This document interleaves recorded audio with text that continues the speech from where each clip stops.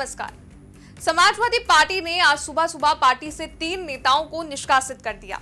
ये तीनों नेता पिछले दिनों अपने बयानों से काफी चर्चा में थे। दरअसल सपा ने ये कहा है कि ये पीडीए विचारधारा के विरुद्ध हैं, जिसके कारण इन्हें पार्टी से निष्कासित करा गया है। दरअसल 2027 के यूपी विधानसभा चुनाव और यूपी पंचायती चुनाव को लेकर समाजवादी पार्टी एक नई रणनीति पर काम कर रही है। पीडीए के नारे पर आगे बढ़ रही सपा यूपी के चुनाव में अपना दम दिखाने के लिए अभी से जी जान से लगी है। चाहे वो छोटे छोटे पंचायती इलाकों में पीडीए का जनसम्मेलन हो या जिला अध्यक्षों में फेरबदल, पिछले कई दिनों से समाजवादी पार्टी में बड़ा फेरबदल देखने को मिल रहा है। कुछ दिनों पहले ही समाजवादी पार्टी ने कई जिलों के जिला कमेटियों को भंग किया था। समाजवादी पार्टी ने कुशीनगर के जिला अध्यक्ष को छोड़कर पार्टी की सभी जिला कार्यकारिणी, विधानसभा प्रभारी सहित अन्य फ्रंटल संगठन के जिला अध्यक्षों सहित सभी को तत्काल प्रभाव से भंग कर दिया था। तो वहीं अब सपा ने 3 बड़े नेताओं को पार्टी से निष्कासित किया है। समाजवादी पार्टी ने अपने जिन नेताओं को पार्टी से निकाला है उनमें अभय सिंह, राकेश प्रताप सिंह और मनोज कुमार पांडे का नाम शामिल है। अभय सिंह गोसाईगंज से विधायक हैं, राकेश प्रताप सिंह गौरीगंज से विधायक हैं और मनोज कुमार पांडे ऊंचाहार सीट से विधायक हैं। पार्टी ने तीनों नेताओं को निष्कासित किया और सोशल मीडिया प्लेटफॉर्म एक्स पर इसकी जानकारी देते हुए लिखा, समाजवादी सौहार्दपूर्ण सकारात्मक विचारधारा की राजनीति के विपरीत सांप्रदायिक विभाजनकारी नकारात्मकता और किसान, महिला, युवा, कारोबारी, नौकरी पेशा और पीडीए विरोधी विचारधारा का साथ देने के कारण समाजवादी पार्टी जनहित में निम्नांकित विधायकों को पार्टी से निष्कासित करती है। इन लोगों को हृदय परिवर्तन के लिए दी गई अनुग्रह अवधि की समय सीमा पूर्ण हो गई है।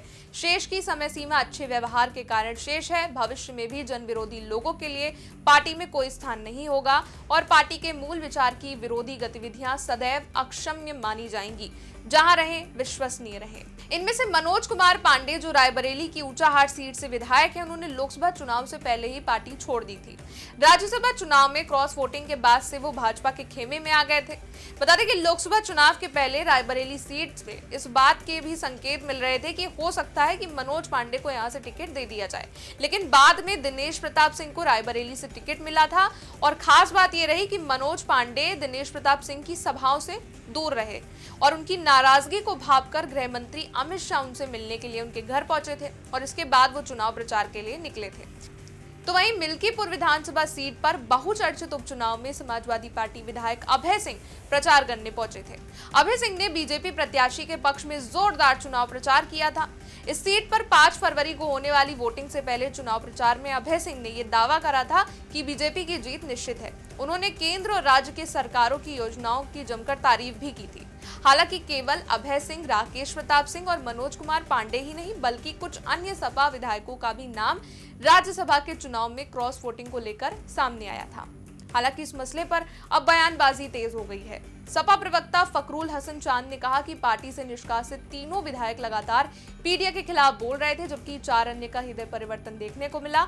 उन्होंने पीडीए के प्रति अपनी आस्था दिखाई, लिहाजा उन पर एक्शन नहीं लिया गया। पार्टी पीडीए फॉर्मूले को लेकर चल रही है, उसके खिलाफ बोलने वालों पर एक्शन लिया जाएगा। तो इसके अलावा पार्टी से निष्कासन के बाद अब गौरीगंज से विधायक राकेश प्रताप सिंह ने बयान दिया है और कहा है, मेरे लिए अच्छी खबर है, मैं घुटन सी महसूस कर रहा था, उससे आजादी मिल गई। मैं धन्यवाद दूंगा राष्ट्रीय अध्यक्ष अखिलेश यादव जी को कि आपने ये निर्णय लिया और डूबते जहाज पर से डूबने से मुझे आजाद कर दिया।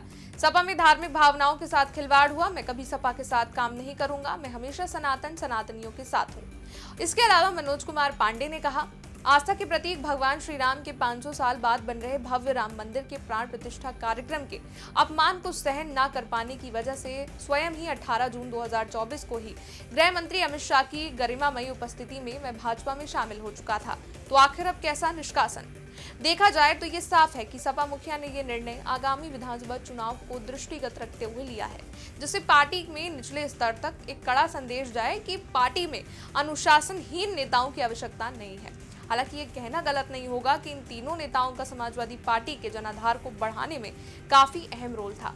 अब देखना यह होगा कि क्या अभय सिंह और राकेश प्रताप सिंह भाजपा में शामिल होते हैं, क्योंकि मनोज कुमार पांडे इस बात को पहले ही साफ कर चुके हैं कि उन्होंने पिछले साल ही सपा का साथ छोड़ दिया था।